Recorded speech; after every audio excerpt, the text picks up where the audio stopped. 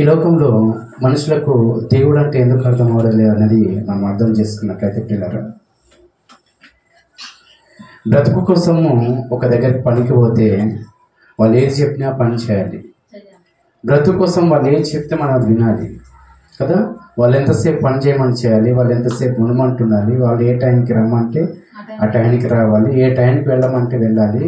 మన ఉద్యోగం సమయం అయిపోయినా కానీ మరలా ఇంకా 1 గంట చేయి 2 గంటలు చేయంటే మనం చేయడానికి ఇష్టపడతాం. ఎందుకంటే ఆయన మాట వినకపోతే మనకు డబ్బులు రావు, మన జీవితము అంటే శరీరానుసారమైన జీవితము ముందుకెళ్ళాలనే ఆలోచనతో పనిచేసే వారి దగ్గర వాళ్ళు ఏం పని చెప్పినా మనం వినాలి, వాళ్ళ మాట మనము జబదాటోదని మనము వింటుంటాం. ఒకవేళ నా డ్యూటీ అయిపోయింది కాబట్టి నేను చెయ్యను అని ఒకవేళ వస్తే ఆయన ఏం చేస్తాడమ్మా, ఉద్యోగం నుంచి తీసేస్తాడు. ఒకవేళ పిల్లల్ని చూడండి, స్కూల్కి వెళ్ళారు, టీచర్స్ చెప్పినట్లు చదువుకునకుండా, టీచర్స్ చెప్పినట్లు వినకుండా వీళ్ళు ఇష్టానుసారంగా అక్కడ ఉంటే టీచర్స్ ఏమంటారు, తల్లిదండ్రులకు కంప్లైంట్ చేసి మీ పిల్లల్ని బడికి పంపించకండి, ఎందుకంటే చదవడం లేదు, వాళ్ళు మేము చెప్పినట్లు వినడం లేదు, మీరేమో డబ్బులు కడుతున్నారు, మీరేమో మమ్మల్ని అడుగుతున్నారు కానీ మీ పిల్లలు చదవడం లేదు, వద్దు అన్నట్టుగా మనము ఆలోచిస్తాం. మనిషి ఎక్కడ ఆలోచిస్తున్నాడంటే డబ్బులు, చదువు కదా. ఈ లోకంలో మనిషి ఏది ఆలోచిస్తున్నాడంటే డబ్బులు, చదువు, డబ్బులు, చదువు, డబ్బులు, చదువు. చదువుకుంటున్నాడు, డబ్బులు సంపాదిస్తున్నాడు. పోనీ డబ్బులు సంపాదించే వానితో చదువుకునే వానితో ఒక ప్రశ్న అడుగుదామండి. ఈరోజు ఒక ప్రశ్న అడిగితే, ఉద్యోగానికి వెళ్ళి నీకు ఉద్యోగంలో ఉన్న అధికారికి భయపడుతున్నావు, జీవితాన్ని ఇచ్చిన దేవునికి మనుషులు ఎవరు భయపడుతున్నారు? ఆయుష్ని ఇచ్చిన దేవునికి ఎవరు భయపడుతున్నారు? ఆరోగ్యాన్ని ఇచ్చిన దేవునికి ఎవరు భయపడుతున్నారు? కుటుంబంలో శాంతిని, సమాధానాన్ని ఇచ్చిన దేవునికి ఎవరు భయపడుతున్నారు? అంటే దేవుడు చెప్పిన మాటలు ఈ రోజుల్లో మనుషులు ఎవరు వినడానికి సిద్ధం లేరు. కనుక ఈ రోజుల్లో మనుషులందరూ ఏం చేస్తున్నారంటే చదువుకోవాలి, డబ్బు సంపాదించాలి, చదువుకోవాలి, డబ్బు సంపాదించుకోవాలని ఆలోచనతో ఉన్న వీళ్ళకు చదువులో ఏముందంటే డబ్బు ఉంది, డబ్బులో ఏముందంటే శరీరానుసారమైన సుఖాలు ఉన్నాయని అనుకుంటున్నారు. కానీ ప్రియులారా, దేవుడు డబ్బును ఆయన ఇచ్చాడు, శరీరాన్ని ఆయన ఇచ్చాడు, బ్రతుకును ఆయన ఇచ్చాడు. ఆయన మాటలు వినడానికి మనం ఇష్టపడకపోతే దేవుడు మరి ఎంతగా మన పట్ల చింతిస్తున్నాడో మనం ఒకసారి ఆలోచించాలి పిల్లలు. కనుక ఎందుకు ఎప్పుడు మనము బైబిల్ దగ్గరికి రావాలి, బైబిల్లో ఉన్న మాటలు చదవాలి, బైబిల్ ప్రకారం ఎందుకు బ్రతకాలి, దేవుని మాటలు ఎందుకు వినాలంటే చదువుకున్న వానికంటే గొప్ప జ్ఞానము, డబ్బున్న వానికంటే గొప్ప జ్ఞానము. అర్థమైందా? దేవుడు మనకి ఇచ్చాడు. చదువుకున్న వాళ్ళే కదమ్మా ఎన్ని రోజులు పడతాయంటే వర్షం చెప్తున్నారు. ఎన్ని రోజులు పడతాయని చెప్పారు చదువుకున్న వాళ్ళు? 30 తారీఖు దాకా పడుతున్నారు కదా. అంటే నిజంగా 30 తారీఖు పడతాయా కదా? అంటే వీళ్ళకి ఏమైనా తెలుసా? వీళ్ళకి ఏం తెలియదు. మరి చదువుకున్నవాడు చెప్తున్నాడంటే మరి చదువుకున్నవాడు తప్పు చెప్పినప్పుడు ఆ మాట వినొద్దా? నిజంగా చెప్పిన ఆయన మాట వినాలా? దేవుని మాట వినాలి. కనుక పిల్లరా, ఈ చదువుకున్న వాళ్ళు ఏం చేస్తారంటే ఒకసారి ఆలోచించినట్లయితే పిల్లరా, పరిశోధన చేస్తారు. శాస్త్రవేత్తలు అంటారు కదా, ఈ శాస్త్రవేత్తల ఆలోచనలతో ఏముంటుందో తెలుసు. మీకు వచ్చిన ఎగ్జాంపుల్ చెప్తాను. వాళ్ళు ఒకసారి ఆలోచించండి. మనం ఇంట్లో ఉన్నప్పుడు తలుపు మూసుకొని ఉన్నాము, తలుపు కొట్టేసి వెళ్ళారు, తలుపు కొట్టారు, మనం బయటికి వెళ్ళి చూస్తాం, ఎవరు కనిపించలేదు. మరలా మనం ఏం చేస్తాం తెలుసా పిల్లరా, ఇంట్లో పోయి రాగానే మరలా తలుపు కొట్టారు, మరలా ఎవరు కనిపించలేదు, చూసాము. మళ్ళీ ఇంట్లోకి వచ్చిన తర్వాత మరలా ఇంకా గట్టికి తలుపు కొట్టారు, చూసాము, ఎవరు లేరు. మరలా అలా కొడుతుంటే మనకి ఏమనిపిస్తుంది చెప్పండి? రాత్రి పూట ఇంకా అదే కాకుండా గజ్జల సౌండ్, ఎవరు తిరుగుతున్నట్టు, కానీ మనకి ఎవరు కనిపించడం లేదు. ఏమనిపిస్తుంది చెప్పండి? భయపడతాము. ఏదో అంటే ఎవరు ఉంటే వస్తుందా, ఎవరు లేకుంటే ఆ సౌండ్ వస్తుందా? ఎవరు ఉంటే తలుపు కొట్టారా, ఎవరు లేకపోతే తలుపు కొట్టారా? మరి ఎవరో ఉన్నారని మనకు అర్థమవుతుంది. ఇంట్లో ఉన్నాం, వేరే ఆలోచన ఉంటుంది. ఇంట్లో కూర్చొని టీవీ చూస్తున్నాం, రిమోట్ మన పక్కన ఉంది, ఛానల్ అదే చేంజ్ అవుతుంది. అర్థమైందా? రిమోట్ మన పక్కన ఉంది కాబట్టి ఛానల్ అదే చేంజ్ అవుతుంది. అర్థమవుతుందా? సౌండ్ మనం పెట్టడం లేదు, అదే సౌండ్ ఎక్కువ అవుతుంది.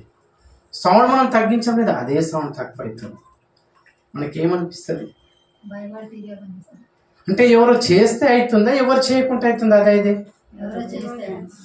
ఇంట్లో ఉన్నాం, స్టవ్ వెలిగింది, మనం వెలిగించదు. అర్థమైందా? ఎవరో వంటలు చేస్తున్నారు, ఎవరు కనిపించడం లేదు. అర్థమైందా? లైట్లు వేస్తున్నాం, అవే లైట్లు వెలుగుతున్నాయి, అవే ఆగిపోతున్నాయి. అంటే మనకేమనిపిస్తుంది చెప్పండి? అంటే ఎవరో ఉంటే చేస్తున్నారా, ఎవరో లేకుంటే చేస్తున్నారు, మనకేమనిపిస్తుంది? ఎవరో ఉన్నారు అనుకుంటారు కదా. అర్థమైందా? ఎవరో చేస్తారు.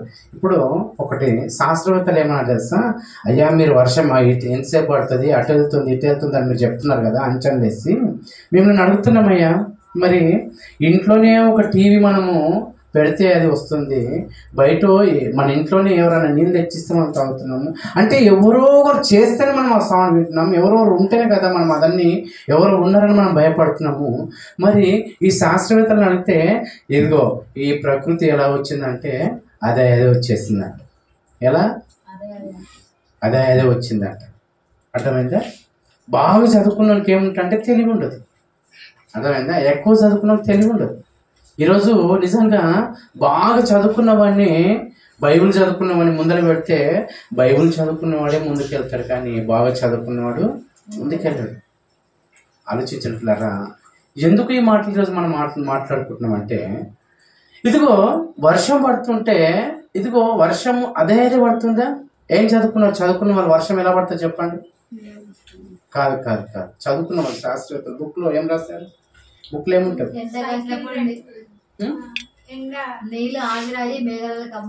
ఎండాకాలంలో చాలా ఎండలు కొడితే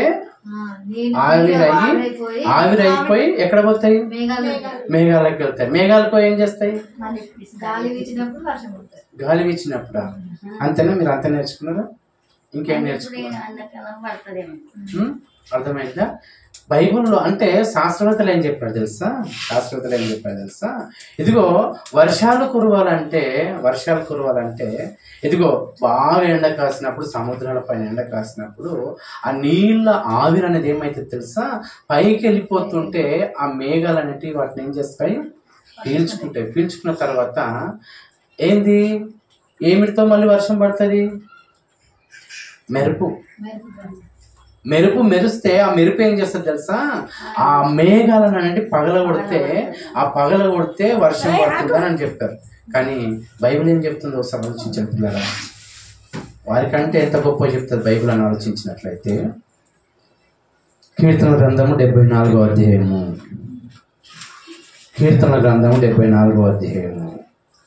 17వ వచనం చదువుకుందామండి.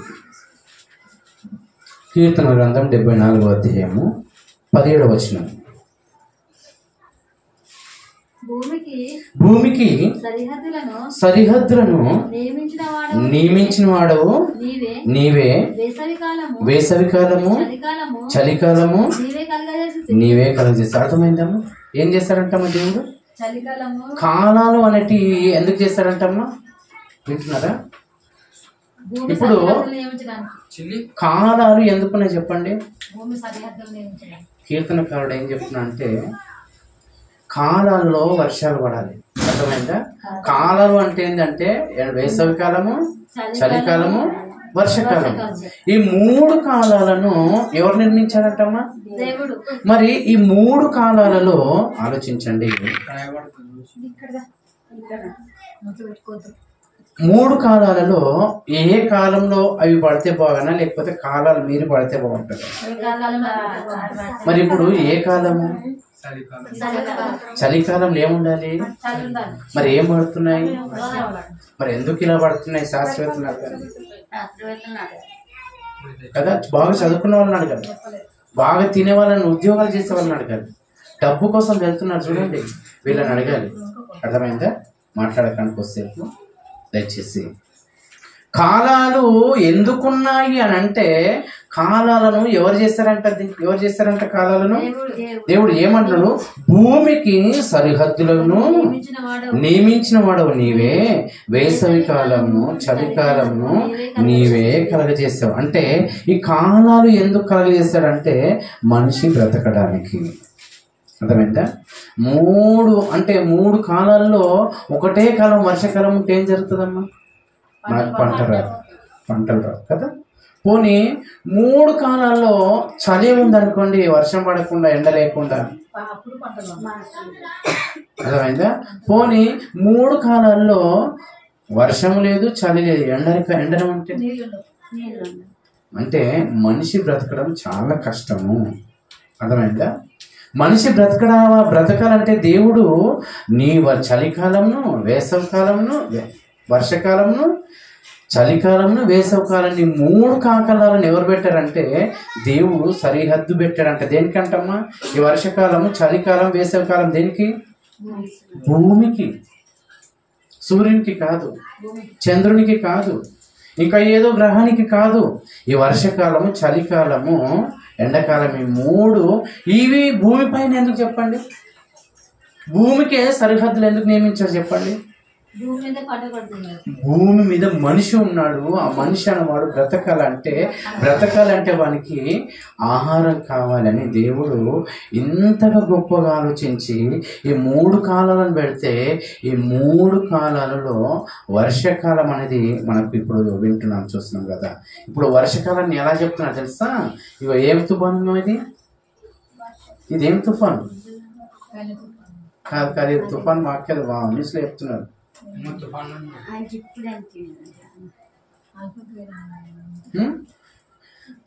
ఆ తుఫాను ఏం చేస్తుందంటే ఇదిగో మనుషులను అల్లకల్లం చేస్తుంది.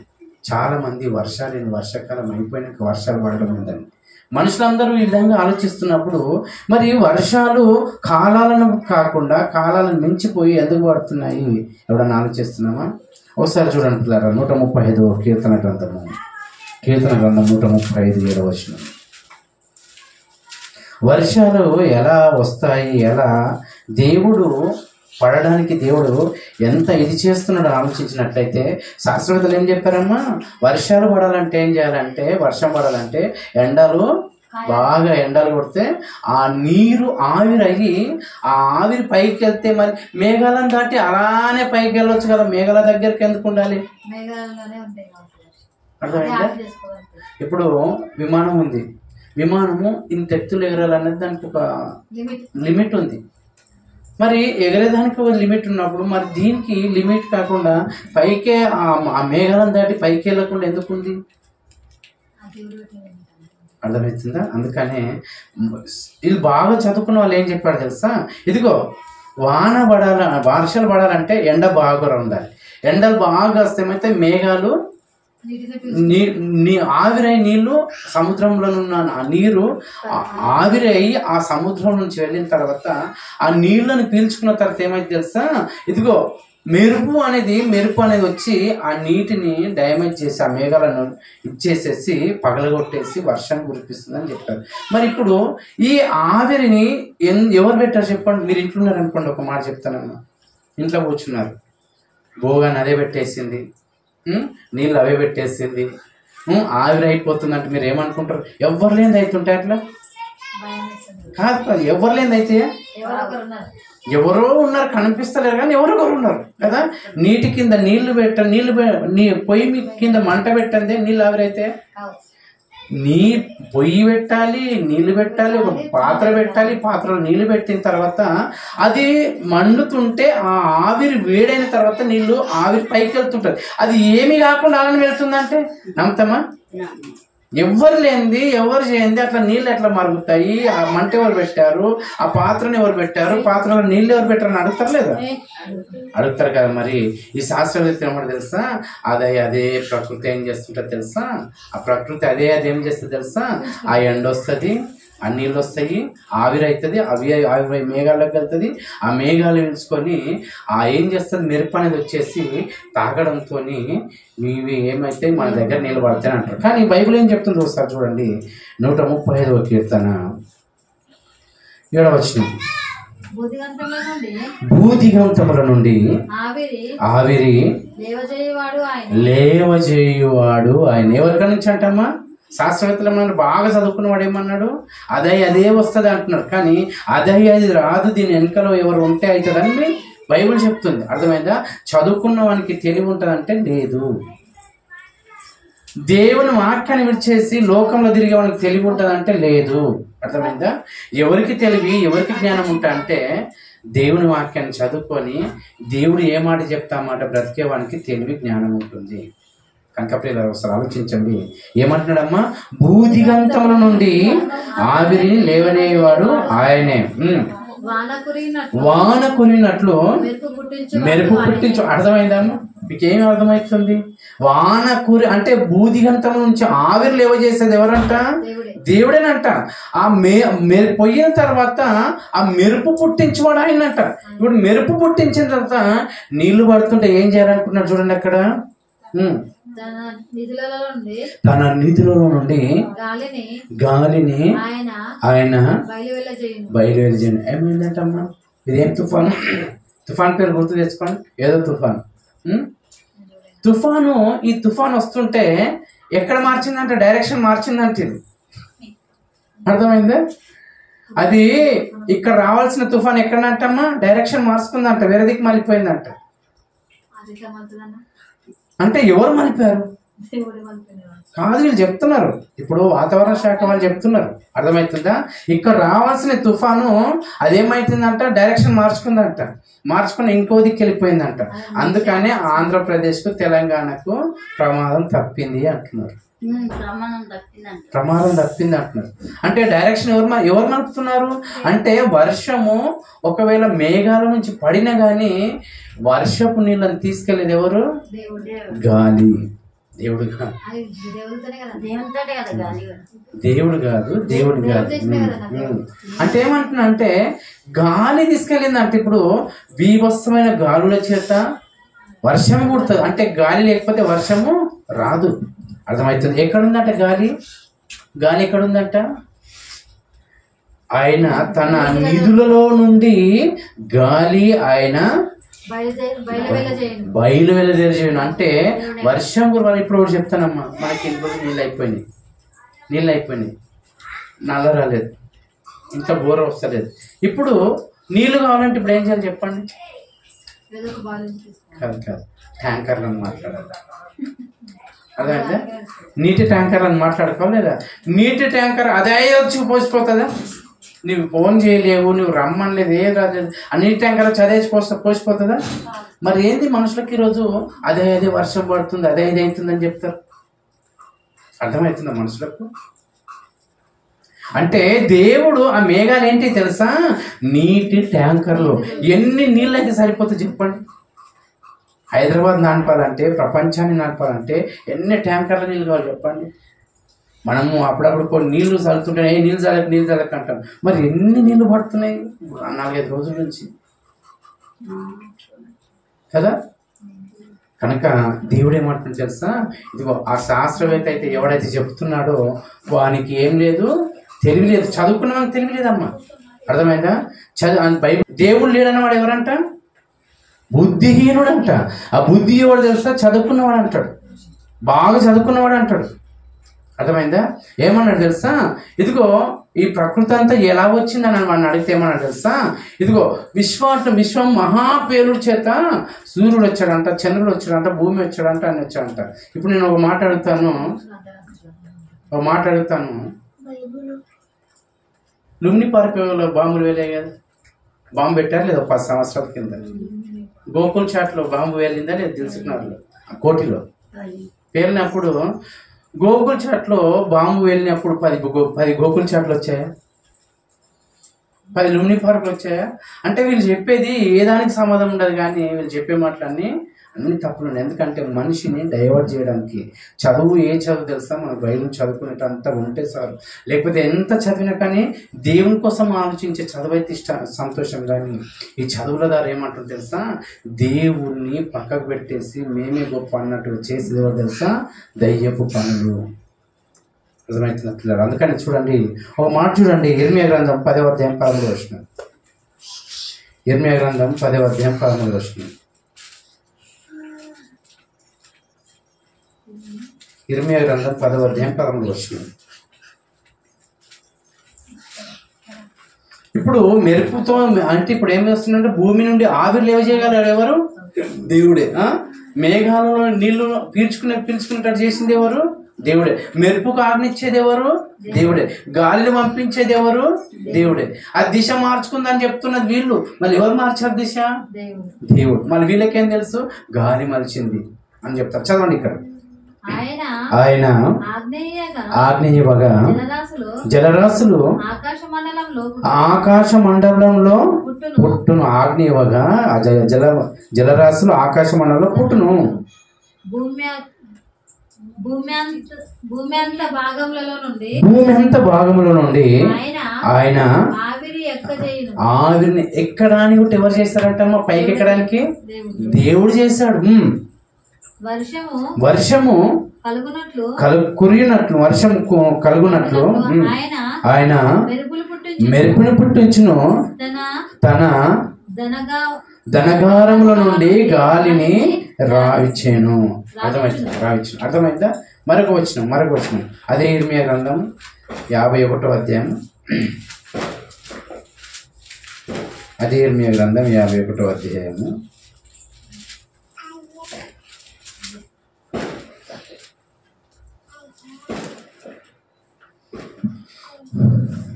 16వ వచనం.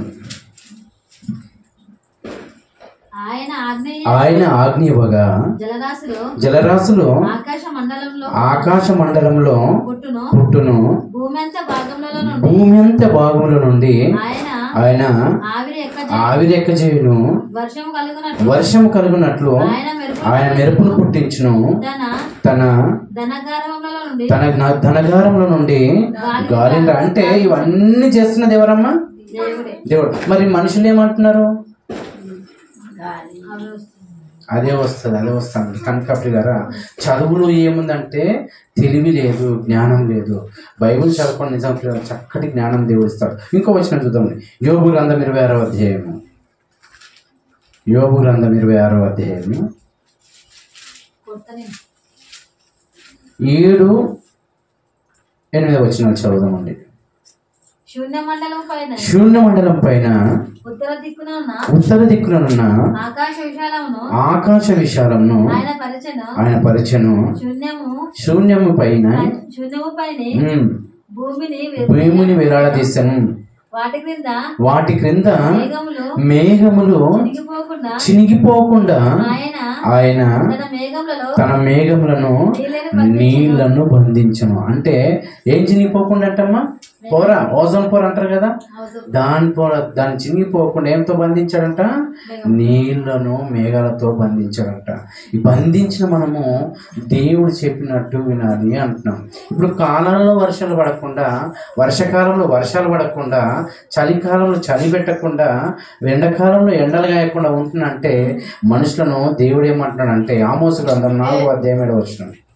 ఆమోసు గ్రంథం 4వ అధ్యాయం 7వ వచనం. దేవుడు ఏదైతే ఇప్పుడు ఎండాకాలం వచ్చిందనుకో, ఎండాకాలంలో చక్కటి ఎండలు కురిపించాలి. అర్థమైందా?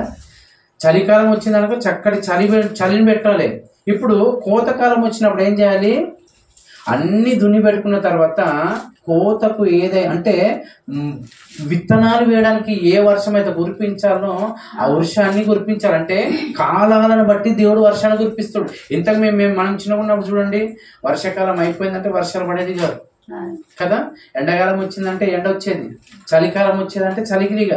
ఇది మూడు తన కాలంలో తనే అంటే పరిపూర్ణంగా వెళ్ళేటి. ఇప్పుడు మరి మన కాలం వచ్చేలోపు, మనం పెద్దగా అయిన తర్వాత వచ్చిన లోపు ఈ కాలంలో చూడండి, వర్షాకాలంలో ఎండలు కొడుతున్నాయి, వర్షాకాలంలో చలి పెడుతుంది, వేసవి కాలంలో వర్షాలు పడుతున్నాయి, వేసవకాలం చలి పెడుతున్నది. అర్థమవుతుందా? అంటే కాలాలన్నీ మారిపోతున్నాయి. అంటే కాలాలు క్రమం తప్పుతున్నాయి. క్రమం తప్పడానికి కారణం ఏంది అని మనం దేవుణ్ణి అడిగితే ప్రియులారా ఆలోచించదండి. 4వ అధ్యాయం 7వ వచనం. ఆమోసు గ్రంథం 4వ అధ్యాయం 7వ వచనం. మరియు కోతకాలమునకు ముందు 3 నెలలు వాన లేకుండా చేసేది. అంటే అర్థమైందమ్మా? వర్షాన్ని ఉంటుంది చూడండి. ఒకసారి ఇక్కడ పడ్డది అనుకో వర్షం, అమ్మ ఇక్కడ వింటున్నారా? ఇక్కడ వర్షం పడ్డది, అక్కడ వర్షం పడలేదు. అంటే ఈ వర్షం ఉంటుంది చూడండి, ఒక్కోసారి చూసినట్లయితే గీత గీసినట్టు పడుతుంది వర్షం. అర్థమైందా? ఊర్లో పడుతుంది, చేళ్ళలో పడదు. ఇప్పుడు గుట్టలు ఉన్నామా, గుట్టలు ఉంటే హౌసింగ్ బోర్డులో పడుతుంది, ఇక్కడ పడదు. అంటే ఏరా రాలేవు. మనం ఏమన్నా అడిగామనుకో, మాదికి ఫుల్ వర్షం రాదు. అరే మాదికి గుట్ట మరి వర్షం మాదికి పడలే అంటే, మాదికు మేఘాలు ఉన్నాయి, ఇక్కడ మేఘాలు ఉన్నాయి, కానీ అక్కడ పడకుండా చేసింది ఎవరు? ఇక్కడ పడకుండా పడేటట్టు చేసేది ఎవరు? ఒక ప్రాంతంలో పడాలి, ఒక ప్రాంతంలో పడొద్దని చేసింది ఎవరు? అదే అది పడుతుంది గీత గీసినట్టు. మనం ఇప్పటిదాకా అనుకున్నాం కదా, స్టార్టింగ్ లో మనం మాట్లాడుకున్న మాటలాక తలుపులు ఎవరు లేకుండా తలుపులు సప్పుడు వస్తుందా? ఎవరు లేకుండా ఫ్యాన్ వేస్తారా? ఎవరు లేకుండా లైట్లు బంద్ అవుతాయా? ఎవరు లేకుండా అన్ని అయితే ఎవరో ఉంటాయితే కదా. మరి దేవుడు లేడు అన్నప్పుడు ఇవన్నీ ఎలా జరుగుతున్నాయి? అర్థమైందా అమ్మా? చదువుకున్న వాళ్ళని ఒకసారి బాగా చదువుకున్నవాడు ఏమంటాడు తెలుసా? సైన్స్ ఏముంది కానీ దేవుడు లేడు. ఒక క్రిస్టియన్ ఏమన్నాడు తెలుసా?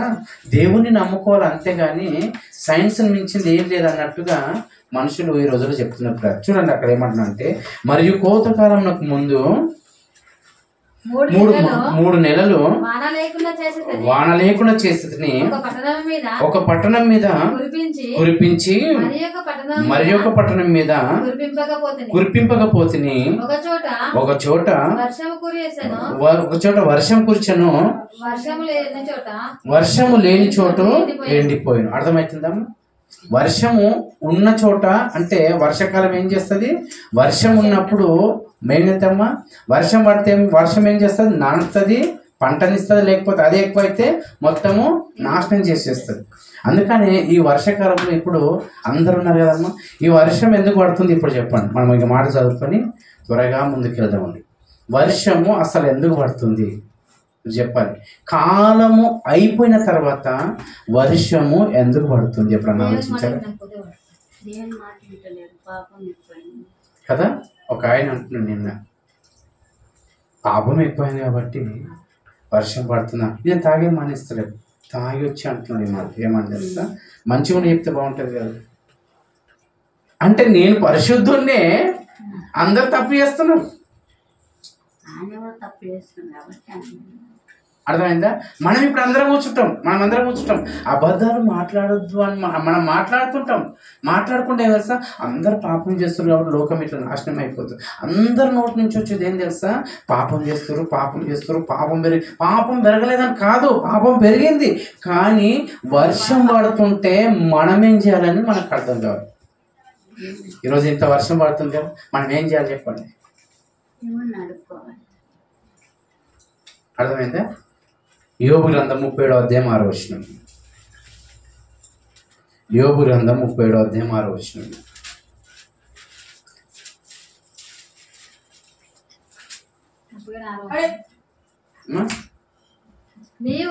ఒక్క నిమిషం.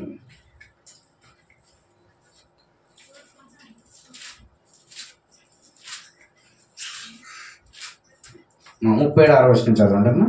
నీవు భూమి మీద పడుమని మహిమతోను వర్షముతోను మహావర్షంతోను ఆయన అంటే వర్షంతో ఏం చెప్తున్నాడట?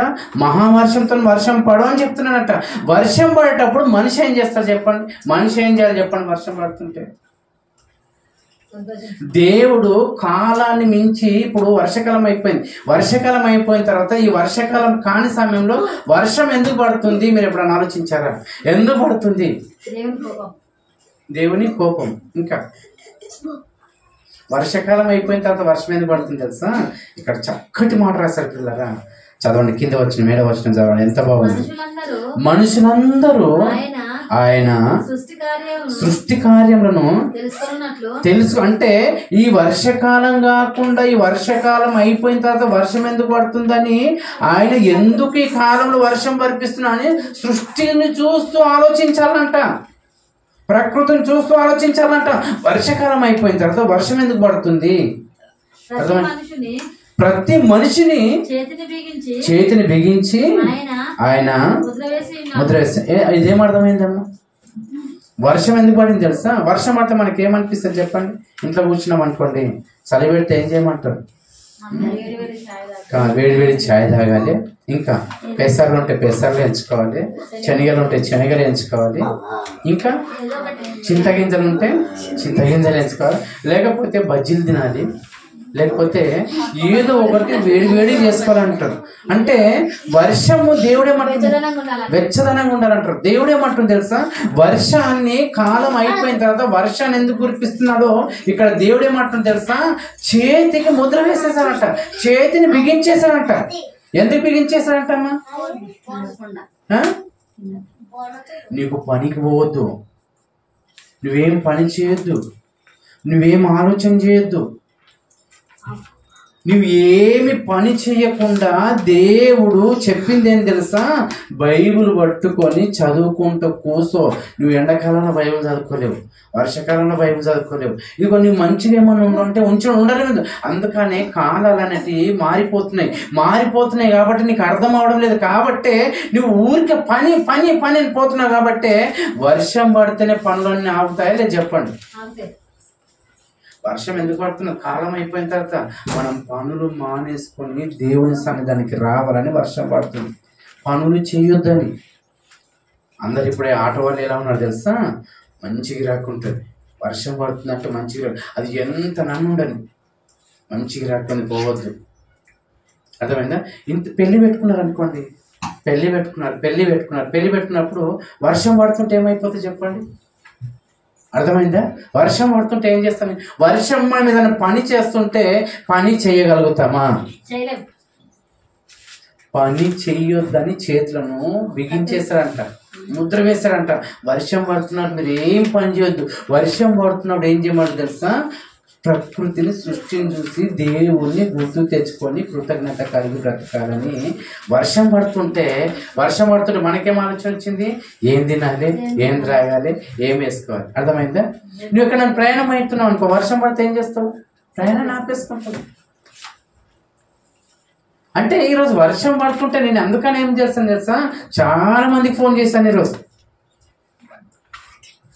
వర్షం గురించి తెలవాలి ఎందుకు అని ఆలోచించినట్లయితే, వర్షం పడుతుందంటే నీకు డ్యూటీని మానేస్తున్నాడు అంటే ఏం తెలుసా?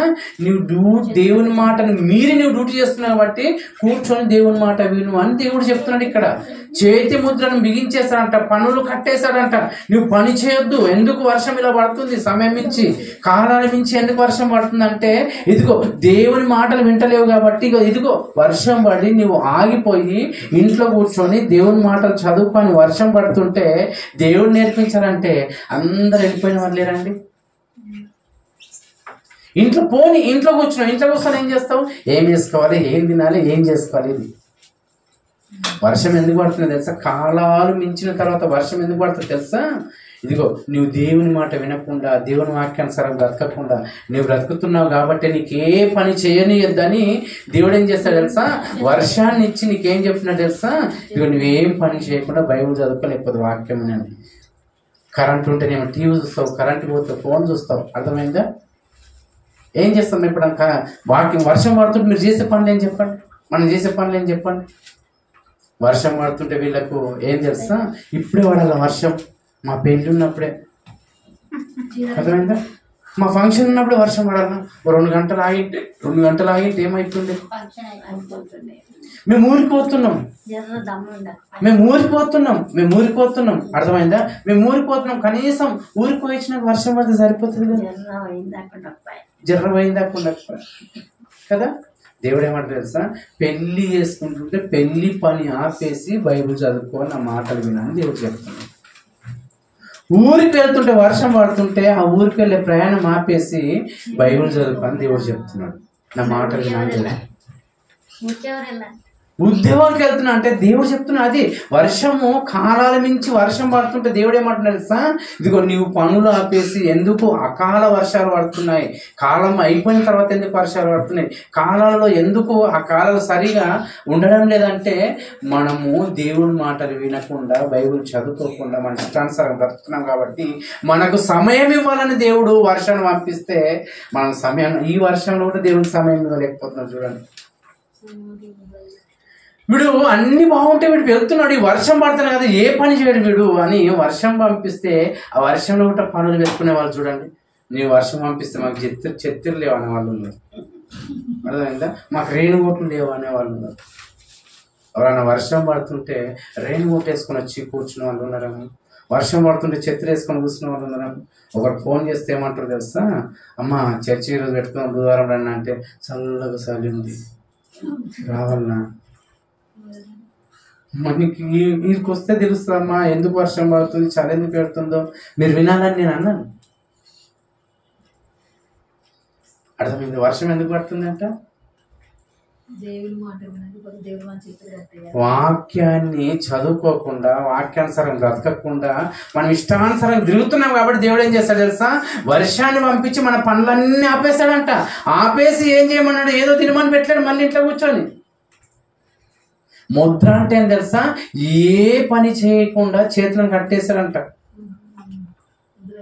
ముద్ర వేసి ఉన్నాడు. అదేనా, వర్షము పంపించి మహావర్షం పంపించి, చదవండి ఆ మాట 6వ వచనం ఎంత బాగుంటుందో చూడు, నీవు భూమి మీద పడుమని హిమముతోను వర్షముతోను మహావర్షంతోను ఆయన ఆజ్ఞ ఇచ్చిచున్నాడు. ఇప్పుడు 7వ వచనంలో మనుషులందరూ వర్షం పడుతుంటే మనుషులందరూ ఏం చేయాలంట, వర్షం విపరీతమైన వర్షం పడుతుంటే మనుషులందరూ ఏం చేయాలంట, ఆయన సృష్టి కార్యములను తెలుసుకోవాలంట. సృష్టి కార్యాలను తెలుసుకోవాలంట. దేవుడు చేసిన సృష్టిలో ఏం తిందాము, బజ్జీలు తిందామా, గరం గరం అన్నం తిందామా, ఛాయ్ తాగుదామా, అందరూ అది ఆలోచిస్తారు కదా. ఇప్పుడు మిర్చిల షాపులో ఫుల్ బిజినెస్, ఏదైతే గరం గరం ఉంటే అవన్నీ బిజినెస్. ఇంటికి వచ్చిన తర్వాత చల్లగా రానొచ్చావా, టీ తాగు, అర్థమైందా. ఇంతగా ఏం తినాలి, ఇంత వర్షంలో దేవుడు నేను పనులన్నీ ఆపేసి నేను చేసిన సృష్టి కార్యక్రమం ఆలోచించాలన్నాడు. ఆలోచించంటే ఏం ఆలోచించాలి, వర్షకాలంలో పడాల్సిన వర్షము ఎందుకు వర్షకాలం దాటిన తర్వాత పడుతుంది దేవుని దగ్గరికి వస్తే దేవుడు చెప్తాడు మనం. అంటే నీవు బైబిల్ చదవడం లేదు. నిజంగా ఒకసారి ఆలోచించండి, తల్లికి కొడుకుకు పడడం లేదు, కొడుకుకు తల్లికి పడడం లేదు. ఒకవేళ తల్లే కొడుకు కంటే నిజమైన మాట చెప్తే కొడుకు వినడం లేదు, కొడుకే తల్లికి నిజమైన మాట చెప్తే తల్లి వినడం లేదు, తల్లిదండ్రులు వినడం లేదు, పిల్లలు వినడం లేదు, ఎవరు వినలేనప్పుడు ఇవన్నీ విషయంలో మీరు ఇలా చేస్తున్నారు. కాబట్టి ఇంత వర్షం పడుతుంటే మీరు ఏం చేయండి తెలుసా, సృష్టిని మీరు చూస్తూ ఆలోచించండి అని దేవుడు పెట్టాడంట. మీరు ఏ పని చేయకండి వర్షం పడుతుంటే. కాలాలు దాటిన తర్వాత వర్షాలు పడితే మీరు ఏం పని చేయకండి. ఏం చేయండి, ఎందుకు వర్షం పడుతుందని దేవుడిని అడిగితే దేవుడు చెప్తున్నాడు. ఏమంటున్నాడు తెలుసా, మీరు పని చేయొద్దని నేను ముద్రేశానంటే మన చేతులు ఏమిటితో చేస్తామా పనులన్నీ, చేతులను ముద్రించాడంట. కానీ చేతులు తెంపేసుకును, చేతులను బిగించి ముద్ర వేసున్నాడు. కలవనికి పోయడానికి వర్షం పడితే పోతారా, ఏదానికైనా వర్షం ఆపేస్తుంది. అర్థమైందా. ఒక ఆట ఆడుతుంటే వర్షం పడితే ఇప్పుడే పడాలి వర్షం. క్రికెట్ పిచ్ ఉన్నాడు అనుకోడు, క్రికెట్ చూస్తున్నాడు అనుకో, ఆ క్రికెట్ చూస్తున్నాడు, వర్షం వచ్చింది అనుకో, చూసే వాళ్ళకి ఎంత ఇది ఉంటుంది చూడు, చూసే వాళ్ళకి ఎంత ఉంటుంది, ఆడే వాళ్ళకి అంతే ఇది ఉంటుంది, చూసే వాళ్ళకి అదే ఉంటుంది, ఎంతగా డిసప్పాయింట్ అవుతుంది చూడండి. అర్థమైందా. మంచిగా ఈరోజు ఎంజాయ్ చేయాలి, భరత్ ఉంది, అర్థమైందా, పెళ్ళి అయిపోయింది, భరత్ ఉంది. ఆ భరత్ టైంకి వర్షం పడితే ఎంతగా మేము కష్టపడ్డాము, ఎంత చేయాలని మేము ఆలోచించాము. ఈ వర్షంకి ఎందుకు టైం లేదు, టేబుల్ లేదు అంటున్నా అంటే వర్షం పడుతుంటే ఏం చేయాలంటామా మనం అందరం. వర్షము కాలాలలో కాకుండా, వర్షం కాలాలు కాకుండా పడినా కానీ వర్షం పడుతుంటే మనం ఏం చేయాలి, ప్రార్థన చేసుకొని బైబిల్ చదువుకుంటూ కూర్చో, దేవుడు నీకు ఏం కావాలని చెప్తాడు. మనం ఏం చేస్తాం తెలుసా, ఏం తినాలి, ఇంట్లో ఖాళీ కూర్చున్నాం కదా, బట్టలు కుట్టాలనా, బాసనలు తోమాలనా, ఇంకేం చేయాలి, ఇల్లంతా దులపాలనా, ఖాళీగా ఉన్నాం కదా. నీకు ఖాళీగా ఎందుకు పెట్టాడు తెలుసా? అన్ని పనులు చేస్తున్నావు కాబట్టి, బైబిల్ చదువుకుంటలేవు, ప్రార్థన చేస్తలేవు కాబట్టి, దేవుని సృష్టి కార్యక్రమాలను ఆలోచించాలని వర్షం పడుతుంటే మనమేమో ఏవేవో పనులు పెట్టుకుంటాం. ఇంకేం చేయాలి చెప్పండి? మనం దేవుడు అంటే అసలు మైండ్లోకి రాలేకపోతుంది. ప్రతి ఒక్కరు తప్పు చేసేటోడు కూడా అంటాడు, ఏమి ఇట్లా వర్షం పడుతుంది అంటే, మంచిగా అంత పాపాలు చేస్తున్నారు వర్షాలు పడుతున్నాయి అంటే నేను మంచిగా ఉండాలనుకుంటలేదా? మనం చేయొద్దని మనకు ఆలోచన ఎందుకు వస్తలేదు? అందుకని చూడండి పిల్లలు, ఇర్మియా గ్రంథము 3వ అధ్యాయము 2వ వచనం. ఇర్మియా గ్రంథం 3వ అధ్యాయం 2వ వచనం.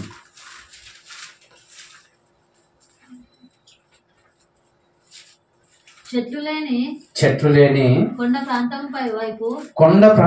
పైవైపు నీ కన్నులెత్తి చూడుము, నీతో ఒకడు శయనింపని స్థలమెక్కడ ఉన్నది?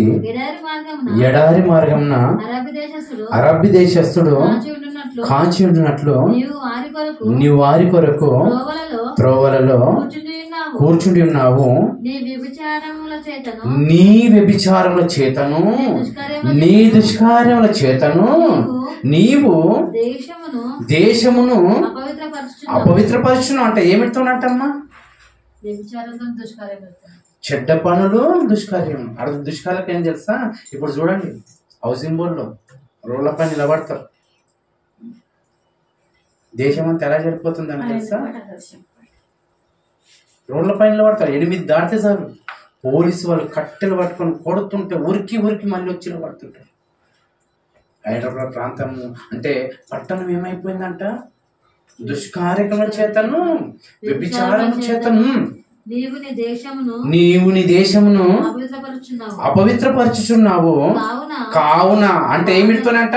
అపవిత్రమైన పనులు చేస్తూ వ్యభిచారం చేస్తూ దేశాన్ని అపవిత్రపరుస్తున్నావు. కావున నా వానలు ఉరియక మానెను, కడవరి వర్షము లేకపోయి ఉన్నది. అయినను నీకు వ్యభిచార స్త్రీ ధైర్యం వంటి ధైర్యం కల. అంటే ఏమంటే తెలుసా? కడవరం ఇప్పుడు వర్షం అంతా పడితే ఇలా పడితే సాయిజనాలు పెడతారా? శనిగలు పెడతారా? అర్థమైందా? ఇప్పటికల్లా అందరు ఊర్లలో ఏమంటారు తెలుసా? ఈ వర్షము ఇప్పటికల్లా బంద్ అంటే అంత సాయిజనాలు పెట్టేవాళ్ళము, శనిగలు పెట్టేవాళ్ళం. అయినా కూడా మొలబోయి. అర్థమైందా? అంటే దేని చేత చెడిపోతుందంట చూడండి అమ్మ, దేని చేత చెడిపోతుందంట? మనము దుష్కార్యములు వ్యభిచారం చేద్దాం. అంటే దుష్కార్యంలో ఒక వింత అయితే వ్యభిచారం ఒక వింత అయిందంట. ఇది సగం అయితే ఇది సగమైందంట వ్యభిచారం. నిజంగా పిల్లరా, ఆ హౌసింగ్ బోర్డు ఇప్పుడు చూడాలి, వర్షాలు పడితే కూడా ఇలా పడుతుంటారు. వర్షం లేదనుకో రోడ్ల మీద పడి మాట్లాడుతుంటే పోలీసులు రాగానే పరిగెత్తుతుంటారు, పరిగెత్తి మళ్ళీ వాళ్ళు వెళ్ళిపోతారు, మళ్ళీ వచ్చి పడతారు. రాత్రి ఊరికి వెళ్ళేసి వస్తుంటాం కదా, ఆ టైంలో అయితే గుంపులు ఆడవాళ్ళు మగవాళ్ళు మాట్లాడుకుంటారు. ఈ రాత్రిలో వీళ్ళకేం పని అని కొత్త విషయంలో వాళ్ళకేం అర్థమవుతుంది మాకు తెలుస్తాయని. అర్థమైందా? కనుక పిల్లరా, ఇవన్నీ మానాలంటే దేవుడు ఏం చెప్తున్నా తెలుసా? దుష్కార్యం మానత్యం ఉంది. అర్థమైందా? చెడ్డ పనులు మానత్యం ఉంది. చివరి ఒక వచనం చూసుకొని ముందు చేసుకోండి. హెబ్రీయులకు రాసిన పత్రిక 12వ అధ్యాయం 6వ వచనం చూసుకొని ముందు చేసుకోండి. ఎంతమ్మా? 9 అనుకున్నాం కదా, 9 వరకు క్లోజ్ వాక్యం. 4వ వచనం. ఈ పాపంతో పోరాడాలంటే దేవుడు ఏం చెప్తున్నాడు? మీరు పాపంతో పోరాడుటలో రక్తం కారునంతగా ఇంకా దానిని ఎదిరింపలేదు. మరియు నా కుమారుడా ప్రభువు చేయు శిక్షకు తృణీకరించకు. అంటే అర్థమైంది? తృణీకరించకు. అర్థమైందమ్మా? అంటే పాపం పోవాలంటే ఏం కావాలంటాము? రక్తం ఎప్పుడు వచ్చింది చెప్పండి మనకు? పాపము పోవాలని రక్తం కారిందా? సైకిల్ దొక్కుతుంటే కింద పడి రక్తం వచ్చిందా? ఆట కబడ్డీ ఆడితే కింద పడి రక్తం వచ్చిందా? ఉరుకుతుంటే కింద పడి రక్తం వచ్చిందా? అంటే రక్తము పాపం పోవాలంటే ఏది పోవాలంట? రక్తం కారాలంట. అర్థమైతే?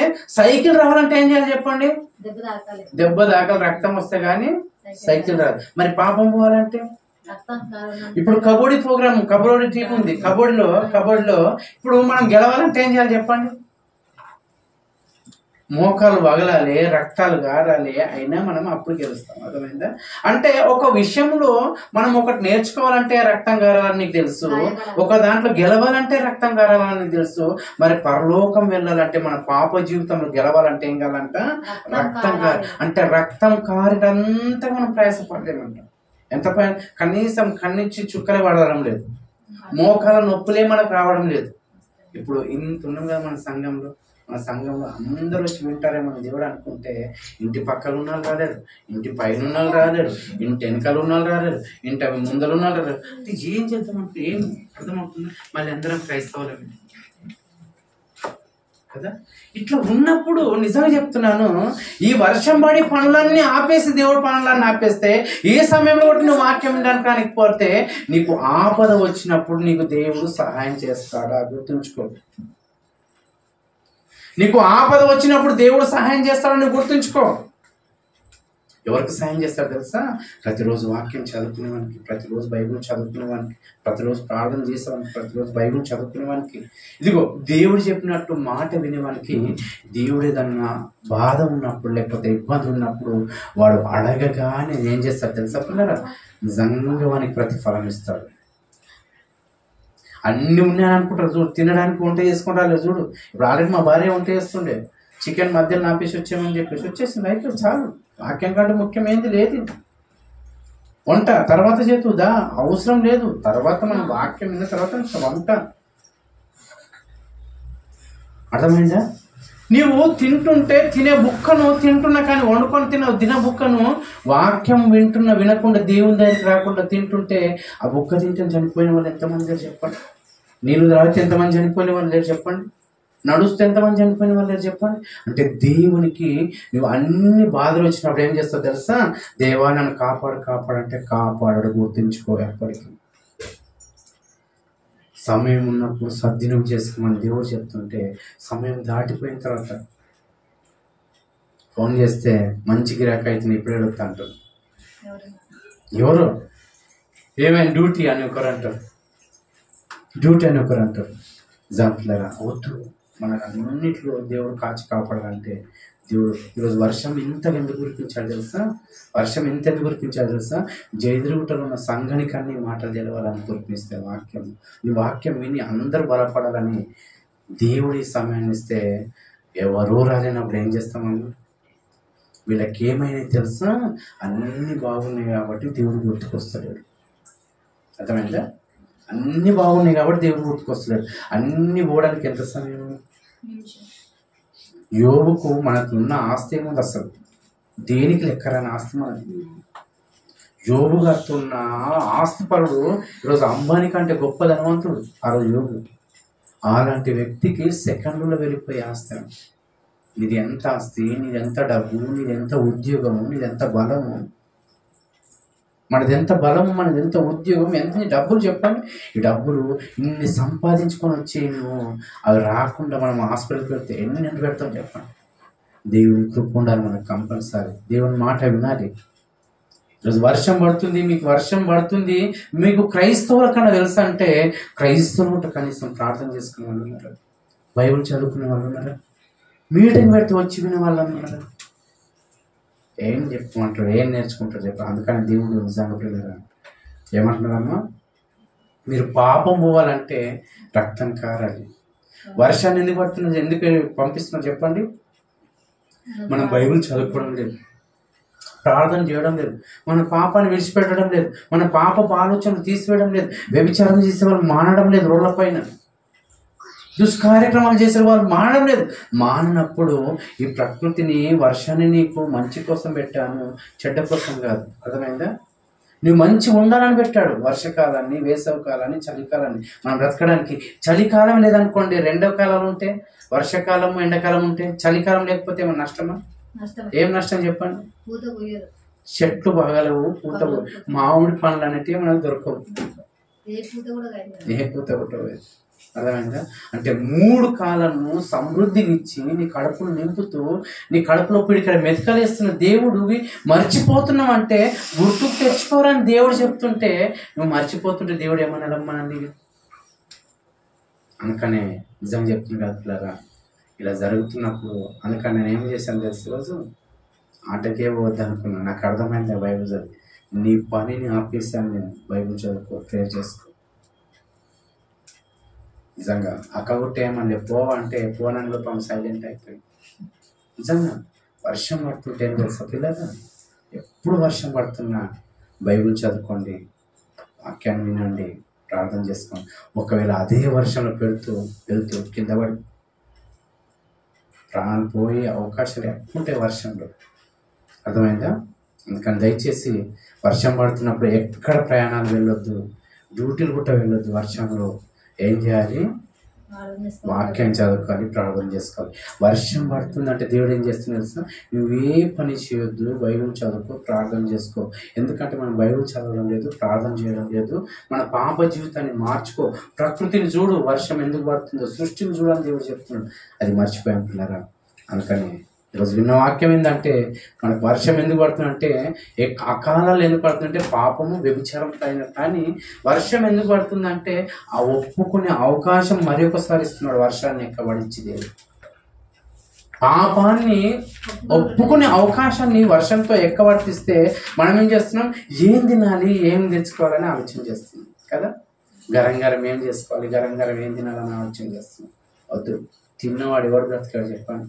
పాపం చేయకుండా ఉంటే పరలోకం బ్రతుకుతాం. పాపం చేసి బాగా తిన్నవాడు నరకంలో చేస్తారు. కాబట్టి ఈ వాక్యం మనందరూ దానిలో ఫలించాలి, అభివృద్ధి పొందాలి. మీరు విన్నవారు, మీరు వర్షం పడ్డప్పుడు కంపల్సరీ దేవునికి ఎక్కువ పడ్డ కృతజ్ఞత చెల్లించండి, తక్కువ పడ్డ కృతజ్ఞత.